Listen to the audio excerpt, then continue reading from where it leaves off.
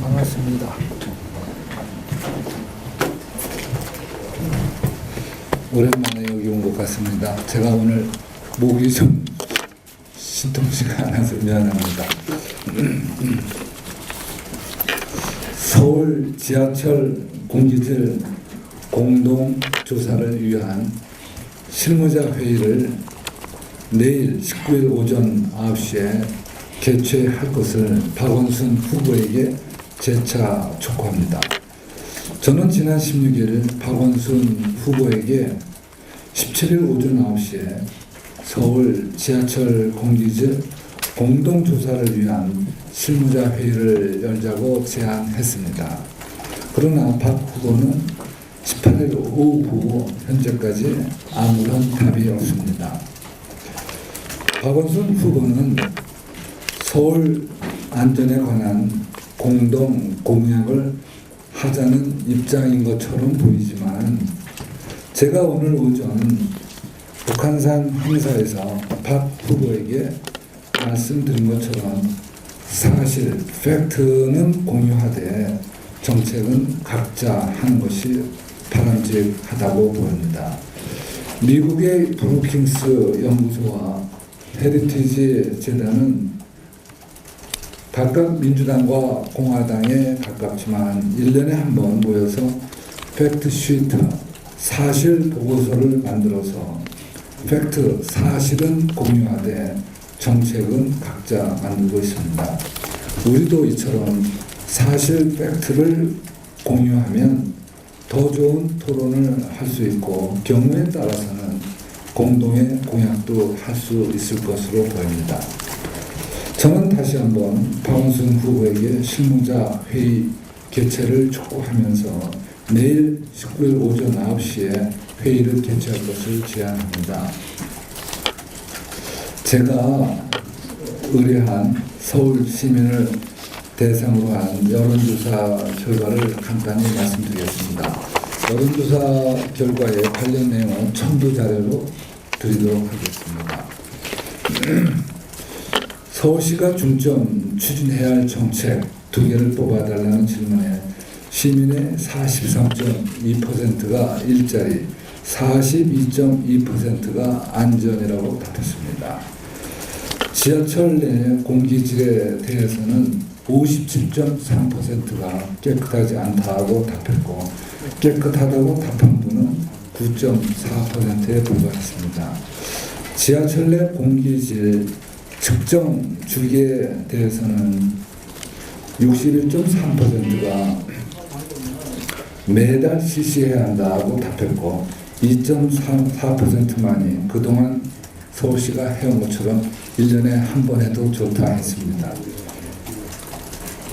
72.9%의 시민이 황사, 미세먼지 위험에 대해 불안하다고 했고 2.1%는 괜찮다고 했습니다. 서울시민 대다수는 지하철 내 공기질에 대해 나쁘다고 느끼고 미세먼지에 대해 불안해하고 있습니다. 초미세먼지에 관해서는 여론조사를 하지 않았지만 더 미세먼지보다 더 불안해할 것으로 생각합니다. 이런 서울시민의 불안을 해소하기 위해 정확한 진상을 밝히는 것이 우리가 서둘러서 해야 할 일입니다. 언론사인 YTN과 한국대기환경학회 전문기관인 EHS가 측정한 지하철 공기질은 모두 기준치를 초과하는데 서울시가 1년에 1회 발표하는 측정치는 기준치에 항상 부합합니다. 이 간격이 너무 커서 지난 14일 박원순 후보 측에 공동조사를 제안한 것이었고 박 후보도 당일 오전에 동의한다고 발표했지만 실제로는 아무런 행동도 취하지 않고 있습니다. 오늘 보도에 의하면 지하철 1, 4호선 전 역사의 환기 시설을 이전에 비해 4시간을 더 가동하라는 구두 지시가 내려졌다고 합니다. 이러한 지시는 대단히 예외적인 것으로 일반적으로 이런 지시를 하려면 서면으로 하는데요. 이것을 구두로 한 것이 사실이라면 이것은 지시한 사람, 기관을 은폐하기 위한 것으로 보이며 이 자체가 커다란 문제, 범죄가 된다고 보여집니다. 현재 서울 지하철의 공기질은 법정 기준을 초과했기 때문에 그 자체가 처벌 대상이 되는 것입니다. 그것을 은폐하기 위해서 한 것이라면 이것은 또 다른 범죄가 되겠습니다. 그동안 지하철 환기 시설 가동 시간은 아침 7시에서 밤 10시까지 15시간인데 엊그제부터 새벽 6시부터 다음날 새벽 1시까지 4시간 더 환기하라고 구두 지시했다는 이야기입니다. 지하철 환기 시설은 컴퓨터로 가동 시간을 관리합니다. 서울시는 지하철 환기시설 관리 일지를 공개해야 할 것이고 이런 지시를 내린 공무원에 대하여는 선거 중립 의무를 위한 또 범죄를 은폐하고 증거를 인멸하기 위한 그러한 행위로서 선거에 개입한 죄 또 범죄 행위 은폐한 죄를 물어서 그 죄책을 물어야 할 것입니다. 박원순 후보는 이러한 그 의혹들이 사실로 밝혀질 경우 공분의 책임을 져야 할 것입니다. 이것은 불법 관권 선거라고 보여지고요. 서울시장직을 사퇴한 박원순 후보 측이 서울시의 고위 공무원을 시켜서 불법 지시를 하고 또 증거를 인멸하고 은폐하려는 그러한 시도로 보입니다. 박원순 후보께서 제가 공동조사하자는 요구에 아무런 이유도 없이 본인이 좋다고 해놓고 나서 아무런 이유도 없이 시간을 끄는 것이 그 조금 전에 그러한 보도처럼 환풍기를 좀 예외적으로 장시간 가동해서 좀 조작을 해보겠다고 한다든지 또는 지금 세월호 참사의 충격과 슬픔이 크기 때문에 그러한 분위기에 편승해서 시간을 끌면 시민들이 잊어버릴 것이라고 생각한다면 그것도 있을 수 없는 일이라고 생각합니다. 서울 시민의 건강을 지키기 위하여 지하철 공기질 공동조사는 빠른 시일 내에 반드시 해야 된다고 생각합니다. 제가 바라는 것은 그 서울시 관계자 또 전문기관 또 중앙정부 관련 학회 이렇게 같이 하는 것이 바람직하다 생각을 해봅니다. 박원순 후보는 내일 19일 오전 9시에 실무자 회의 개최에 박원순 후보 측 관계자들이 꼭 나오도록 말씀해 줄 것을 부탁드립니다. 700만 서울 시민이 매일 들이마시는 지하철의 공기가 시민들에게 불편과 불안감을 주고 실제 건강에 치명적이라고 한다면 박 후보라고 왜 책임감을 느끼지 않겠습니까? 이 문제는 시간을 끌거나 은폐한다고 해서 없어질 문제가 아니지 않습니까? 빠른 시일 내 내일 아침에 신문자 회의할 수 있도록 박원순 후보께서 관계부타 되는 분들에게 지시해 주실 것을 부탁드리겠습니다. 제가 오늘 목소리가 좋지 않아서 미안합니다. 어제 저녁부터 이렇게 목이 좀 잘 안 되는데 내일이면 좋아질 걸 기대해 봅니다. 혹시 뭐 질문 있으시면 제가 답변을 드리도록 하겠습니다. 요 자료는 아직 안 가져오셨나요? 네? 검토해 보겠습니다. 네, 맞습니다. 박 후보 측에서는 지하철 공기질 공동조사를 수용했다고 17일 용평을 냈었는데 이게 수용을 안 하신 걸로 보시는 거예요? 제가 아침에 제안을 드렸고요. 그날 11시에 박원순 후보가 직접 공동조사 하자고 해놓고 나서 그런 조사를 하기 위한 회의를 하자는 건 답하지 않고 그 서울시에 어느 고위 관계자를 시켜서 서울 그 메트로의 그 환기 시간을 더 늘리라든지 환기 장치를 작동하는 시간을 늘리라는 지시를 서면도 하고 아니면 구두로 했다는 그러한 이야기인데요. 글쎄 이것은 저는 범죄 행위라고 저는 생각을 합니다. 지난 3년간 서울 지하철의 공기, 승강장 역사, 객실은 법정 기준을 넘었습니다. 그런데 어떻게 서울시가 발표한 거는 매번 맞았거든요. 그래서 공동으로 조사하자고 했는데 이것을 갖다가 답을 안 하시고 이게 질질 끄는 것은요, 이것은 있을 수 없는 일인데 이런 지난 3년간의 지하철 공기질에 관한 지하철 공기를 관리하기 위해서 서울시가 한 일들, 그것은 환기창 돌리는 일인데요. 그 환기창 돌리는 거는 전부 기록이 있거든요. 근데 그러고 있고 또 그 측정한 그 기관들이 있고 지금 전부 법을 어겼습니다. 그 법을 어기면 벌금과 징역형의 처벌이 되는데 그 징역형에 해당되는 분들이 그 범죄를 갖다가 인멸, 은폐하기 위해서 이렇게 했다면 그 자체는 또 커다란 문제를 만드는 것이라고 생각합니다. 범법이라고 말씀하셨는데 범죄라고 말씀하셨는데 정확히 그 해당 법조가 어떤 거예요? 지하철 공기에 관한 법은 6개가 있고요. 제가 여러 번 자료를 통해 드렸는데 다시 한번 드리도록 하겠습니다. 자료를 좀 바로 준비해 주시고, 그리고 한 개의 지침이 있어요. 그러니까 실제로는 관련 법과 규정은 7개고 그 중에 처벌 규정이 있는 거는 다중시설 이용에 관한 실내 공기질 관리법이고요. 그걸 보시면 측정해야 되는 그 물질이 10가지, 그 중에 5가지는 강제 기준, 6가지는 권고 기준인데 거기에 물론 이제 6가지 법이 일관성도 없고 저희가 볼 때는 미흡합니다. 초미세먼지가 빠져 있다든지 그 성명과 라돈이 권고 기준에 들어가 있다든지 하는 것은 잘못된 건데 하여간에 미흡한 법들이지만 그 강제 규정에 처벌 규정이 있거든요. 그 법의 이름은 다중시설 이용 등에 관한 실내 공기질 관리법입니다. 제가 여러 번 자료를 드렸는데 다시 한번 드리도록 하겠습니다. 네, 말씀하시죠.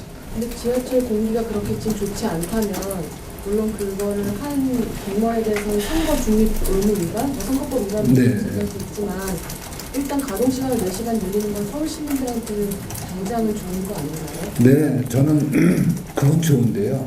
그건 뭐 그렇게 해야죠. 근데 조사를 안 하자고 하는 것 있죠. 조사를 하자고 하는데 그 회의를 갖다가 열지 않는 것.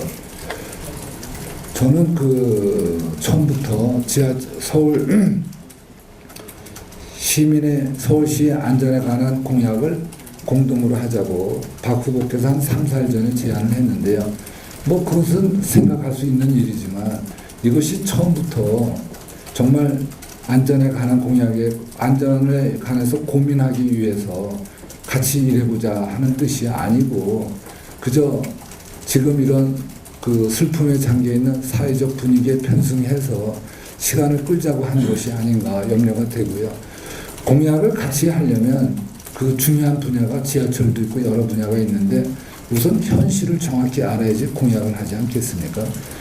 우리가 진실, 현실, 사실을 모르고 어떻게 정책을 만들 수가 있겠습니까?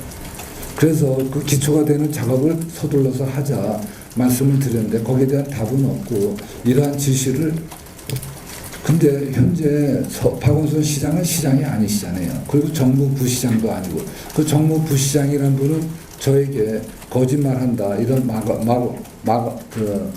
그걸 뭐라죠? 하여튼 폭언을 해서 선관위로부터 경고도 받은 분인데 뭐 그분들은 제가 알기로 서울시를 다 떠났는데 박원순 시장 쪽에서 서울시 어느 고위 관계자에게 지금 선거철인데 이러한 문제를 정몽준 후보가 제기해서 나에게 불리하니까 너희들이 좀 예외적으로 좀 조치를 해보라 이렇게 지시를 했다면 그것은 범죄가 된다고 저는 생각을 합니다. 공무원들이 불법적으로 선거에 관여한 행위라고 보여집니다. 그러면 언제부터 그 환기 시설을 늘리라고 지시를 한 건가요? 제가 아는 건요, 이게 참 딱한 이야기인데 서울시는 뭐 부채를 줄인다, 뭐 한다, 또 중앙정부는 에너지 사용을 줄이라 이런 분위기 때문에 그동안 환기를 제대로 전 안 한 것으로 알고 있어요. 다 해도 24시간 해도 신통치 않을 판에 그렇게 하다가 선거철이 되니까 이렇게 불법적인 지시를 했다. 이런 것이 제가 보기에는 참 걱정이 되는 것입니다. 그러니까 그게 언제 지시를 언제부터 시간을 늘린 거? 그거는 그 지시가 언제부터 왔냐고요?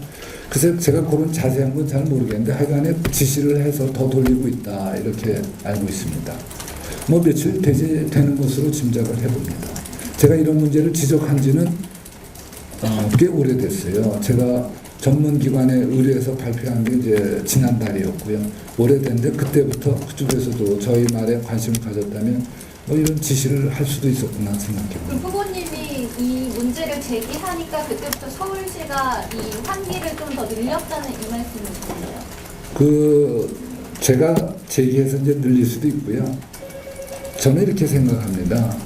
제가 주장하는 거는 어떻게 언론기관 YTN, 한국 환경학회, 그 다음에 또 제가 의뢰한 기관 EHS가 발표한 것은 전부 지하철의 공기가 법정 기준보다 나쁘다고 나오는데 서울시는 항상 법정 기준에 맞는다 그래요. 그래서 참 이상하다. 이거는 선거에 관련 없이 이상한 일 아니겠습니까? 이렇게 중요한 사실이 간격이 크다는 것. 그래서 그것을 조사하자고 제가 제안을 한 것입니다. 오래전부터. 네, 말씀하시죠. 아까 말씀하시면서 뭐 팩트는 공유하되 정책을 네. 하는 게 바람직하다 그러고서 또 그 다음에 경우에 따라 공동공약도 팩트가 공유되면 할 수 있다 이렇게 말씀하셨거든요. 그래서 공동공약을 발표하자는 그 박 후보 측의 제안에 대해서 이런 공동부담가 실질적으로 이뤄질 경우에는 고려해 볼 수 있다 이렇게 네. 그 저는 항상 우리나라에서 중요한 정책, 글쎄요, 외교안보, 교육, 그리고 또 뭐 경제도 거시경제의 중요한 정책은 저는 공동으로 여야가 평상시 같은 몰라도 어렵다, 외교안보 상황이 위기다 그러면 전 초당적인 대처하는 것이 저는 바람직하다고 봐요.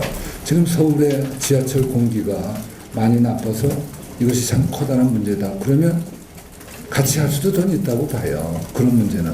그런데 같이 하기 위해서 현실을 파악하는 작업이 시급한데 그것을 계속 아무런 이유도 없이 질질 끄는 것에 대해서 유감스럽게 생각하고요. 또 이런 일이 일어났다고 해서 아주 있어서는 안 될 일이라고 저는 생각을 합니다.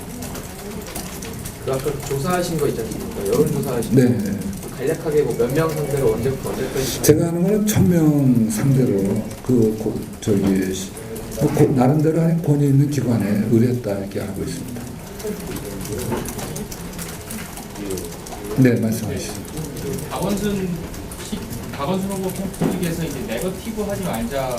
네. 이례적으로 이제 그 해명자를 내신 것에 대해서 뭐 진심으로 생각한다 이런 취지의 자료까지 나왔습니다. 진심으로? 예. 제가 냈다고. 그러니까 해명을 내신 거를 본인들이 행복항에 대해서 저희가 해명자를 낸 거에서 그 진심으로 생각한다.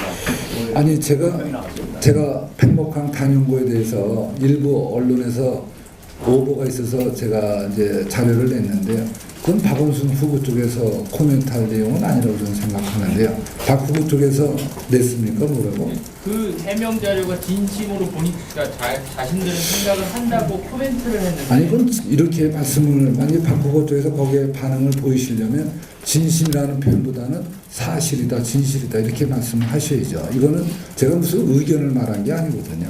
저는 나름대로 사실을 말한 것이니까 제가 그 연합뉴스 기자 한 분하고 같이 갔는데 수십 명의 기자를 대동하고 왔다 이런 보도가 있었고요. 제가 7시에 해경에서 그 가족분들한테 브리핑하는데 들어갔다가 제가 오래 안 있고 바로 나왔거든요. 그랬더니 어떤 보도에 제가 거기서 가족들이 나가라 그래서 나갔다 이런 보도가 있어서 그건 사실이 아니기 때문에 제가 설명을 한 거지. 근데 그거는 박원순 후보 쪽에서 뭐 진심이다 이런 거는 저로서는 잘 이해가 안 됩니다. 제가 박 후보를 의식해서 낸 게 아닙니다. 저는 사실을 정확히 알려드리고 싶어서 낸 것이죠. 그리고 제가 팽목항에 가는 것도 언론에 절대로 발표를 안 했습니다. 근데 어떻게 기자분이 취재를 해서 알았는지 한 분이 오셔서 같이 갔었습니다. 네, 고맙습니다. 감사합니다.